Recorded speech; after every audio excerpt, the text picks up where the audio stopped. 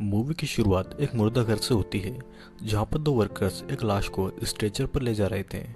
उनमें से एक वर्कर सेथ ने लाश पर से कपड़ा हटाया और उसके जले हुए मुंह पर एक प्लास्टिक कवर देखा, तो दूसरी वर्कर एमी ने सेथ से वो प्लास्टिक बैग कवर निकालने को कहा।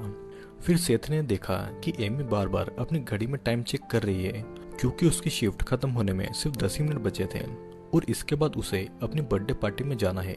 सेथ ने एमी से कहा कि उसे एमी को कुछ दिखाना है और एमी ने देखा कि सेथ उसके लिए बर्थडे केक लेकर आया है।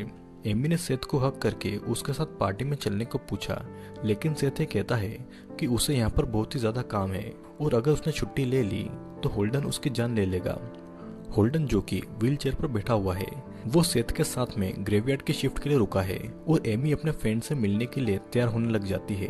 तभी होल्डन के लैपटॉप पर न्यूज आती है कि एक होटल में 9 लोगों को बुरी तरह से मार दिया गया है और ये सब जेकब गुडनाइट नाम के एक आदमी ने किया है।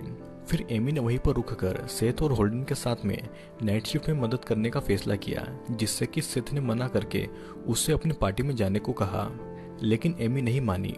वो बाहर अपने फ्रेंड को कॉल करने के लिए जाती है और इधर अंदर होल्डन सेथ से उसके एमी पर क्रश होने के बारे में मजाक करता है और उससे कहता है कि उसे एमी को प्रपोज कर देना चाहिए। फिर इतने में एमी वहां पर अंदर आ जाती है और अपना जैकेट पहनकर सेथ के साथ बाहर निकल जाती है।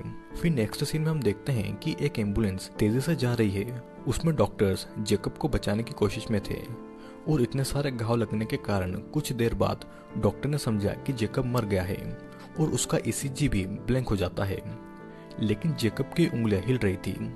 इधर एमी और सेथ मुर्दा घर के बाहर खड़े थे जहां पर एक एम्बुलेंस आती है और वो जेकब की बॉडी को छोड़कर चली जाती है। फिर सेथ ने एमी को उसके साथ रुककर उसकी हेल्प करने के लिए उसे थैंक्स कहा और उसने रिपोर्ट बुक में से बॉडी का नाम पढ़ा जिसमें लिखा हुआ था जेकब गुडनाइट। फिर दोनों उसकी बॉडी को स्ट्रेचर से लिफ्ट में ले जाने की कोशिश कर रहे थे क्योंकि जेकब बहुत ही ज्यादा भारी था। फिर लिफ्ट में पहुंचते ही सेथ के हाथ में से रिकॉर्ड बुक गिर जाती है और वो इसीलिए उसे उठाने बाहर जाता है, लेकिन उसके वापस आने से पहले ही लिफ्ट का दरवाजा बंद हो गया था। उसने एमी से कहा कि वो सीढ़ियों से ऊपर आ रहा है और अब लिफ्ट में सिर्फ एमी जेकब की बॉडी के साथ में अकेली थी, तो उसे थोड़ा सा डर लग रहा था, लेकिन वो ऊपर पहुंच गई। उसने बॉडी को लिफ्ट से बाहर निकालने की कोशिश की, लेकिन बॉडी बहुत ज्यादा भारी थी, जिससे कि लिफ्ट का गेट फिर से बंद हो गया और थोड़ी देर के बाद में खुल गया। एमी लिफ्ट से बाहर आकर सेथ को आवाज लगा रही थी। सेथ ने पीछे से आकर उसके कंधे पर हाथ रखा, जिससे कि एमी डर के चिल्ला पड़ी और फिर दोनों इस मजाक पर हंसने लगे। दोनों ने फिर जेकब की बॉडी को टेस्ट करना शुरू किया, जहां पर एमी को उसकी बॉडी में से कुछ आवाज आई। वो उस आवाज को सुनने के लिए जेकब के मुंह के पास आई तो जेकब ने उसके ऊपर खून फेंक दिया। फिर सेथ ने उससे खून को साफ करने में मदद की और कहा कि इस पर ध्यान नहीं देना चाहिए। एमी ब्रेक लेने के लिए उस रूम से बाहर आती है, लेकिन उसे आवाज आती है कि कोई उसका नाम बुला रहा है। वो उस आवाज का पीछा करते हुए एक लाशों से भरे कमरे में पहुंच जाती है, जहां पर सारी लाशें सफेद कपड़ों से ढकी हुई थी और फिर अचानक एक बॉडी उसका हाथ पकड़कर उड़ जाती है। एमी डरकर चिल्लाने लगती है और उससे सुनकर सारी बॉडीज उड़ जाती है। एमी ने देखा कि ये उसके फ्रेंड्स हैं जो कि उसे सरप्राइज बर्थडे पार्टी देने आए हुए थे और ये सभी लोग एमी के साथ में मजाक कर रहे थे क्योंकि एमी उनके पास नहीं जा पाई थी। वो अपने भाई विलियम को भी वहां पर देखकर शॉक हो गई थी। विलियम ने उसे बताया कि वो अपनी बहन का बर्थडे मिस नहीं करना चाहता था और उनकी फ्रेंड कायला ने भी उसे आने को कहा था। फिर सेथ उस रूम में आ जाता है और एमी ने उसे अपने फ्रेंड्स कार्टर, कायला, तमारा जो कि कार्टर की गर्लफ्रेंड भी है और अपने भाई विलियम से मिलवाया। सेथ ने भी एक ड्रिंक उठाई और सब एमी का बर्थडे सेलिब्रेट करने लग गए। फिर कुछ देर के बाद में विलियम के सेथ से मुलाकात हुई और उसने सेथ को एमी से दूर रहने को कहा क्योंकि एमी सेथ से बहुत अच्छा लड़का डिजर्व करती है और इसके कारण सेथ पार्टी को छोड़कर फिर से काम करने के लिए चला गया। यहाँ पर तमारा होल्डन से आज ही न्यूज में आए जेकब गुडनाइट के बारे में बात करने के लिए आती है क्योंकि उसे साइकोपैथ्स और सीरियल किलर्स बहुत ज्यादा पसंद है। उसे पता चलता है कि जेकब ने 9 लोगों को मार डाला और उसकी बॉडी को यहाँ पर लाया गया है। फिर तमारा बाथरूम के लिए निकलती है और कार्टर उसके पीछे चला जाता है। एमी ने वहां पर आकर विलियम से उसकी हरकत के बारे में पूछा, जिस पर विलियम जवाब देता है कि वो एमी के मेडिकल स्कूल को छोड़कर मुर्दा घर में काम करने के बिल्कुल खिलाफ है, जिससे कि एमी को बहुत गुस्सा आ जाता है और वो भी पार्टी छोड़कर जाने लगती है। विलियम उसके पीछे पीछे आता है, लेकिन एमी नहीं रुकती और विलियम को भी कायला रोक देती है क्योंकि उसे विलियम पसंद था। फिर नेक्स्ट सीन में तमारा और कार्टर जेकब की बॉडी को देखने पहुंच जाते हैं और यहाँ पर सेथ एक लाश की बॉडी में कुछ केमिकल्स भरते हुए विलियम की कही हुई बातों को याद कर रहा था। तमारा और कार्टर जेकब की रखी हुई बॉडी वाले रूम में घुस रहे थे, जहाँ पर कार्टर ने तमारा को ऐसा करने से रोक दिया था, लेकिन तमारा उसकी बात नहीं सुनती और उसकी बात नहीं मानती। उसने अपनी शर्ट खोलना शुरू कर दी थी और जेकब की बॉडी पर से कपड़ा हटाकर उसके ऊपर चढ़ गई। वो फिर बॉडी से बात करते हुए जेकब की माँ के बारे में बात करने लग गई। जेकब की माँ दरअसल में धर्म और अंधविश्वास की बातों को बहुत ज्यादा मानती थी और उन्हें पाप और उसकी सजा पर बहुत ज्यादा लगाव था। तमारा को एक असली सीरियल किलर की बॉडी के साथ में एक कमरे में होना बहुत अच्छा लग रहा था, तो वो जेकब को किस करने लग गई और ये बात कार्टर को बिल्कुल भी पसंद नहीं आई और कुछ देर के बाद में दोनों उसी रूम में इंटीमेट होने लग गए। फिर दूसरी तरफ कायला ने विलियम से पूछा कि वो उसे पसंद क्यों नहीं करता, जिस पर विलियम ने बताया कि कायला उसकी बहन जैसी है और ये सुनकर कायला विलियम के पास आई और दोनों किस करने लग गए। इधर तमारा और कार्टर अभी भी जेकब के रूम में थे और अचानक से तमारा ये देखती है कि जेकब की बॉडी वहां से गायब हो चुकी है।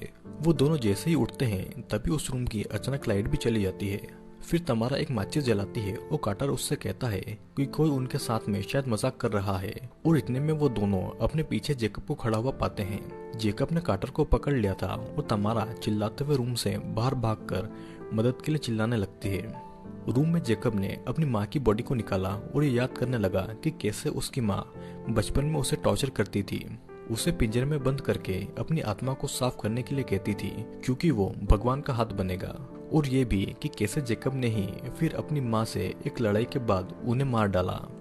जेकब ये सारी चीजें याद कर रहा था और कार्टर ने मौका देखकर घायल होने के बावजूद भी उस कमरे से निकलने की कोशिश की, लेकिन जेकब ने फिर से उसे पकड़कर उसका गला दबा दिया, जिससे कि कार्टर की वहीं पर मौत हो गई। जेकब ने फिर अपने मुंह से पट्टी हटाकर अपना प्लास्टिक कवर पहना और कुछ हथियार लेकर बाहर आ गया।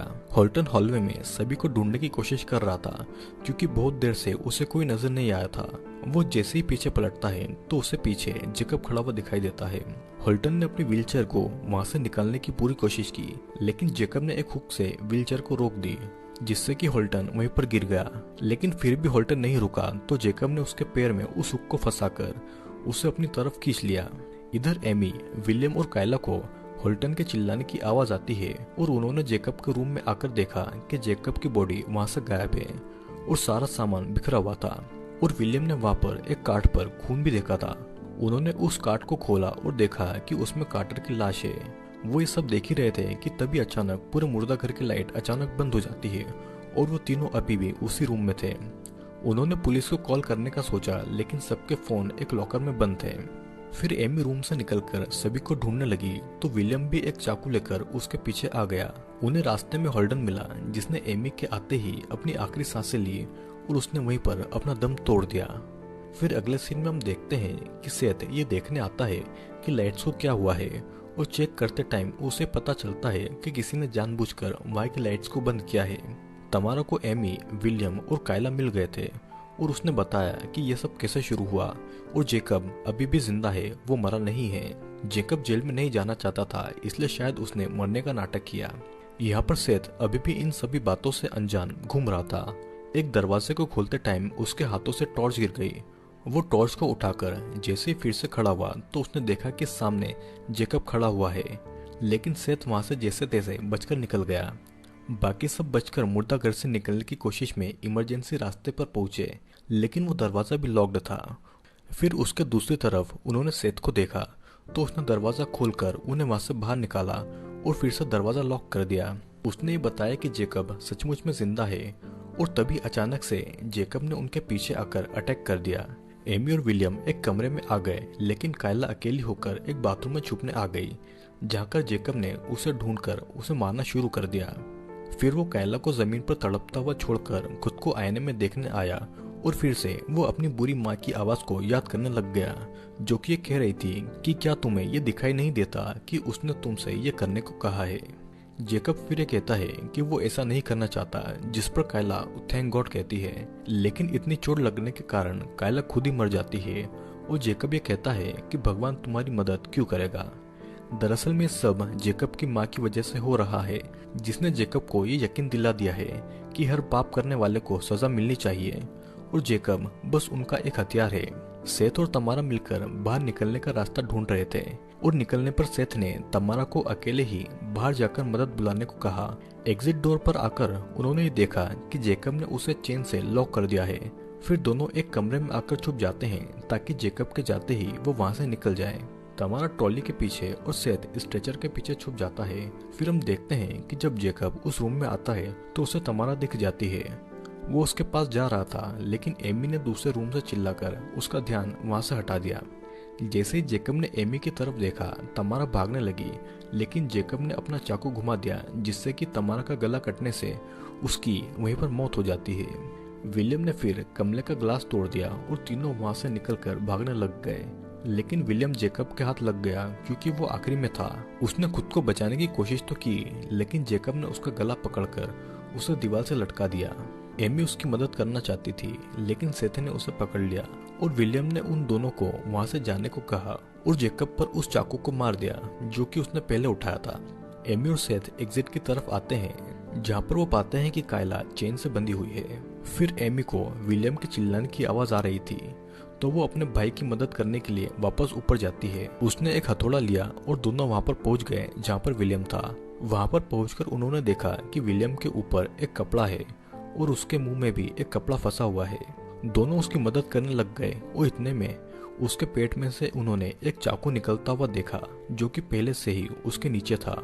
और जेकब ऐसा करके बस उन दोनों को वहां पर बुलाना चाहता था।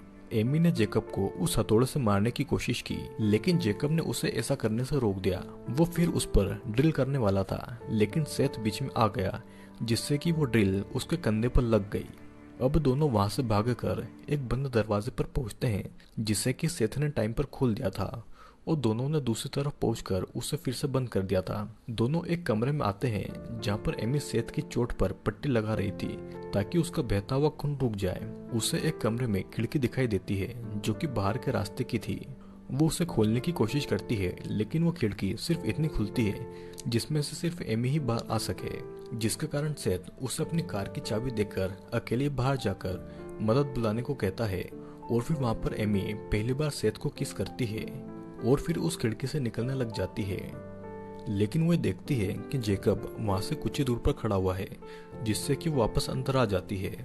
जेकब ने भी एमी को देख लिया था, तो उसने वहां पर आकर उस खिड़की को तोड़ दिया और फिर एमी और सेथ ने उस कमरे से भागकर दूसरी एग्जिट से निकलने के बारे में सोचा। और वो उस दरवाजे को खोलने की कोशिश कर रहे थे, लेकिन जेकब ने उस दरवाजे के दूसरी तरफ से ही एमी को चाकू मार दिया और एमी की भी वहीं पर मौत हो जाती है।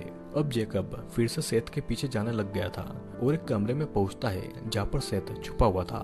सेथ ने एकदम बाहर आकर जेकब को कुर्सी से मारा, जिससे कि जेकब का चाकू नीचे गिर जाता है।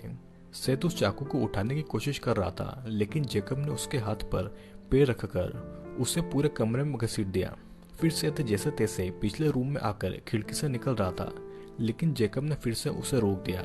अब जेकब अपना चाकू उठाने लगा, लेकिन सेथ ने वो केमिकल लिक्विड वाला पाइप उठाकर जेकब के पेट में डाल दिया और वो केमिकल्स जेकब की बॉडी में जाते ही उसकी बॉडी के फ्लूइड से रिएक्ट करने लग गए, जिससे कि उसकी बॉडी का सारा खून उसकी आंखों से बाहर आ गया और हम ये देखते हैं कि जेकब की वहीं पर मौत हो जाती है। सेथ उस मुर्दा घर से बाहर आकर अपने कार में आता है और वहां से जिंदा बचकर निकल जाता है। कुछ दूर जाने के बाद में जब वो मेन गेट खोलने के लिए रुकता है और पलटकर देखता है तो कार के पीछे का दरवाजा खुला हुआ था, जिसका मतलब साफ था कि जेकब अभी भी जिंदा है। और फिर इतने में अचानक जेकब पीछे से आकर सेथ की आंखों में हाथ डालकर उसे निकाल देता है और वो सेथ को भी वहीं पर मार डालता है। फिर हम ये देखते हैं कि मूवी के एंड में सभी की बॉडीज को दिखाया गया था, जो कि कार्टर, होल्डन, कायला, तमारा, विलियम, एमी, सेथ और जेकब की माँ की बॉडी थी। फिर मूवी के एंड में जेकब ये कहता है कि उसे भी अब उन लोगों के बुरे कर्म दिखाई दे रहे हैं और इसी के साथ में ये मूवी यहीं पर एंड हो जाती है। आई होप दोस्तों आपको ये वीडियो ज़रूर पसंद आया होगा, और अगर आपको मेरे वीडियोस पसंद आते हैं तो नीचे कमेंट करके मुझे ज़रूर बताइएगा और मुझे ये भी सजेस्ट करिएगा कि अगला वीडियो किस मूवी के ऊपर होना चाहिए। तो दोस्तों आज के लिए सिर्फ इतना ही, अब मिलेंगे नेक्स्ट वीडियो में।